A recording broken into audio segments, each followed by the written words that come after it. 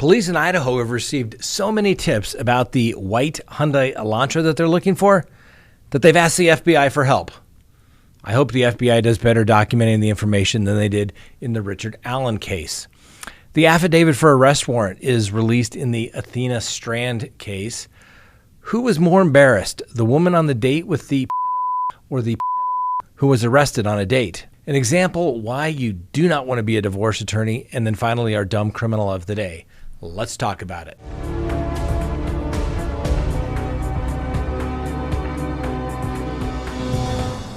Welcome to Crime Talk. My name is Scott Reich. You know the drill. Subscribe if you haven't, like if you do, hit that little bell so you receive notifications, and leave me a comment below. Remember, you can listen to us anytime on any of your favorite podcasting apps, not just this episode, but all of the great episodes that have come before this one. All right, let's go ahead and get to the docket for December 9th, 2022. First, Idaho.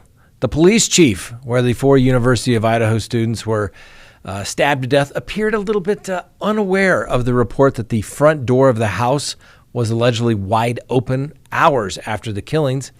Now, he was speaking Thursday at a Christmas parade, and Chief James Fry said the report in which a neighbor noticed that the front door was wide open about 8:30 a.m. in the morning after the homicides was news to him.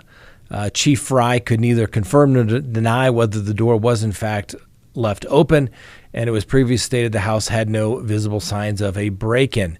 He said, quote, "I'm not even sure where that came from, to be quite honest." He did say that he could neither confirm nor deny whether the door was in fact left open. "I don't even know the answer to that one. If I did, I would probably comment on that, but I don't know the answer whether the door was open," end quote. Thank you, Chief Fry. Your leadership is inspiring. And for those who aren't familiar, a neighbor did say that the front door, which gives access to the floor where the 2 victims' roommates were staying, was open at 8:30 a.m. on November 13th. Police have said that they believe the murders happened sometime between 3 a.m. and 4 a.m. on that morning.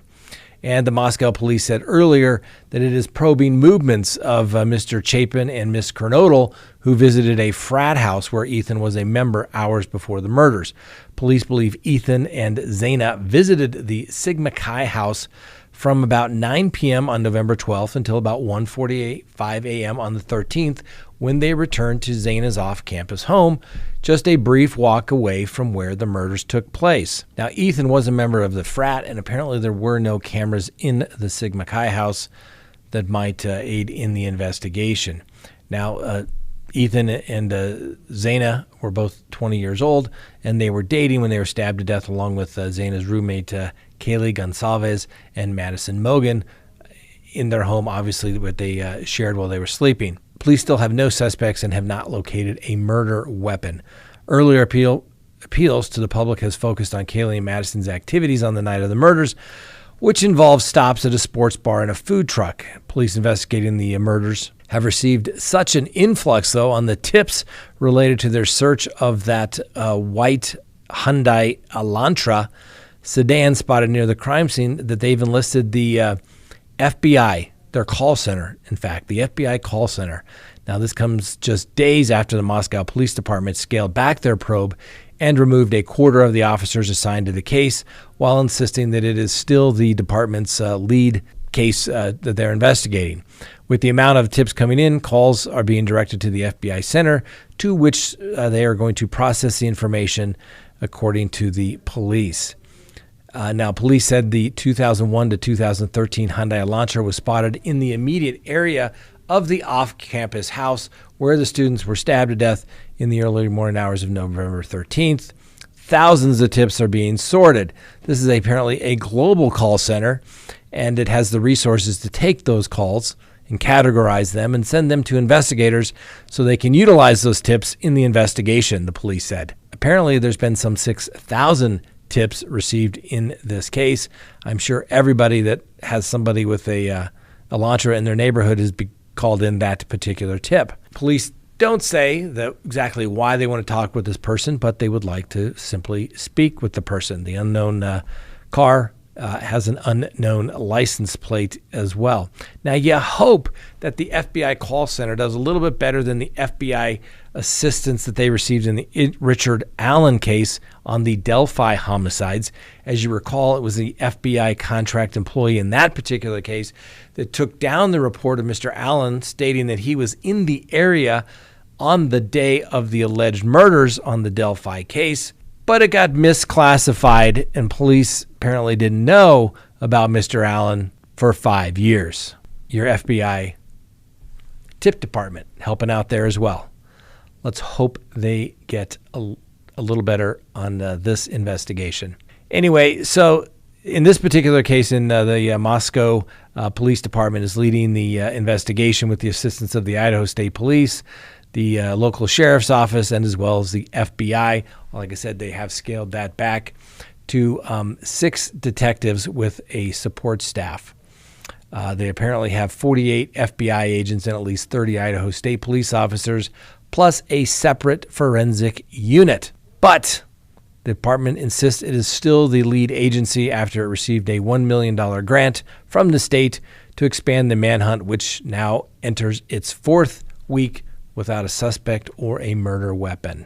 Next on the docket, an absolute tragic story. And this accused killer, yeah, I think everybody's going to hate him. This is in regards to the Athena Strand homicide. The FedEx driver accused of abducting and killing a 7-year-old girl last week in Texas told authorities that he had strangled the victim after he accidentally hit her with his van while making a delivery at her home.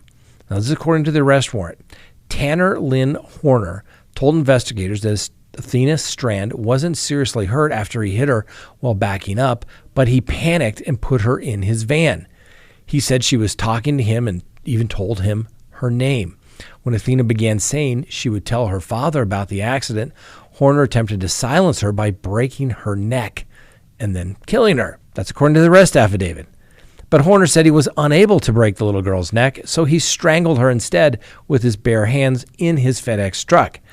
Investigators identified Horner as a suspect after they learned FedEx had delivered a package when Athena went missing.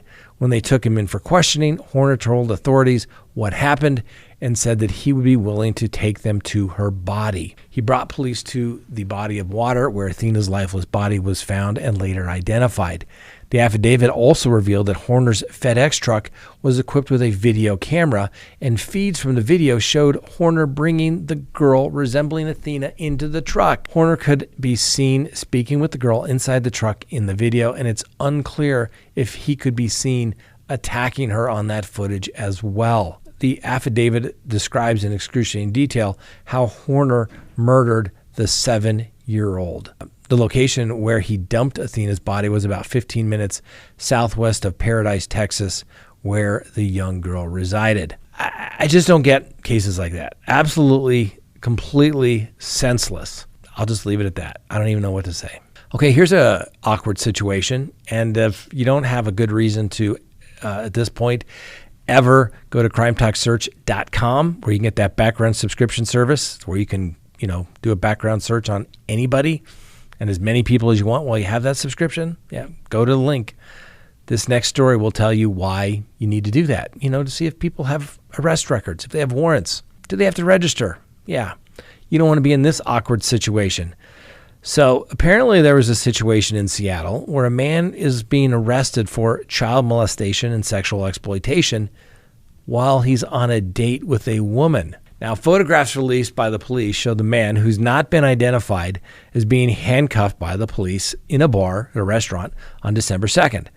The officers can be seen speaking to a blonde lady, presumably the date, as they drag the man from the booth and led him out of the establishment. Apparently, this twisted little guy was in the middle of dinner when the cops swooped in, according to the police department's Twitter account. He was then hauled away in handcuffs and thrown into the back seat of the car where he's being booked. The man was arrested on a $250,000 felony warrant for child molestation and sexual exploitation of a child. It is not clear where the couple were in fact dining or who the mystery woman was. I'm sure she wants to remain completely anonymous. Apparently, the detective started investigating this creep on back in September after accusations were made on him, and then apparently it was corroborated enough to the point where a arrest warrant was obtained. So it just goes to show you, it makes you wonder, what's more awkward? Dating the where he's getting arrested, or being the getting arrested? I'm sure both of them wanted to simply die. Anyway, the unidentified suspect was taken away on a $250,000 warrant, where he remains in custody because he's been unable to post that $250,000 bond. Okay, you want to know why I don't do divorce? It's because of cases like this, okay? I've done 2 divorces in my 27 years of law practice, and I swear I will never do another one again.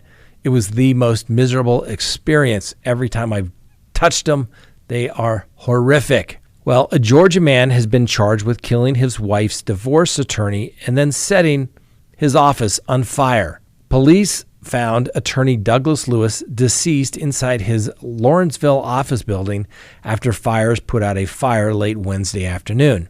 Police said that they saw a man walking away from the scene with burn injuries and identified him as 65-year-old Alan Tayeh, T-A-Y-E-H. Court records revealed that Mr. Lewis represented Tayeh's ex-wife when they divorced. Now, the police said that Tayeh used gasoline as an accelerant when he set Lewis's office on fire, sometimes between 5 and 5:30 p.m.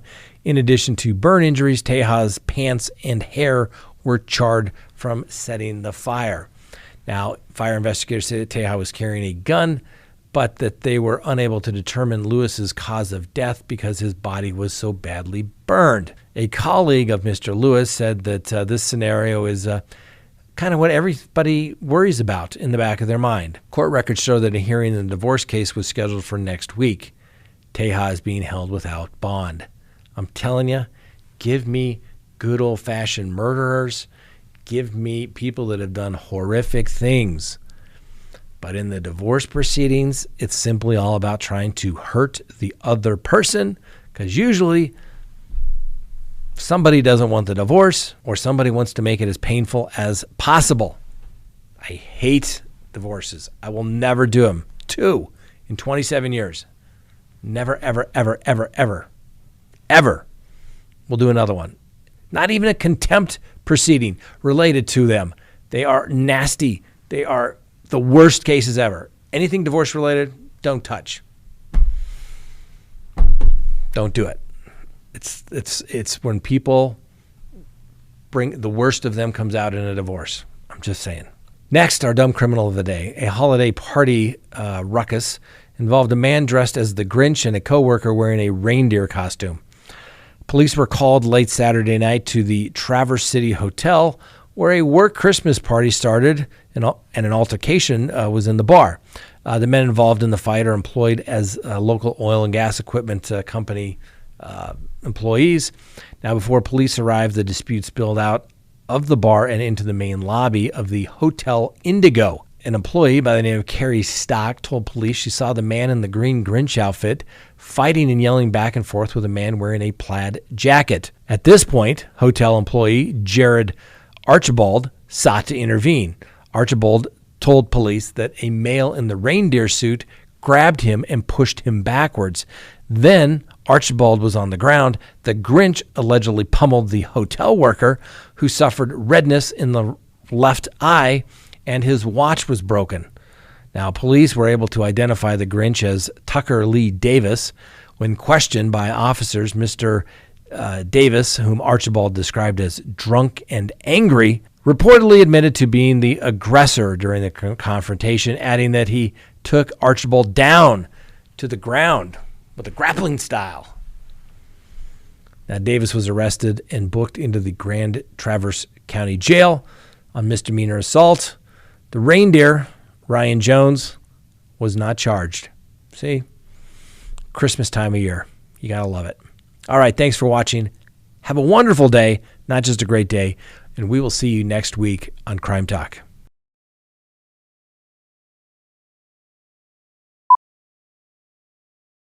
Remember, you can always listen to us anytime on any of your favorite podcasting apps. Not only this episode, but all of the Oh.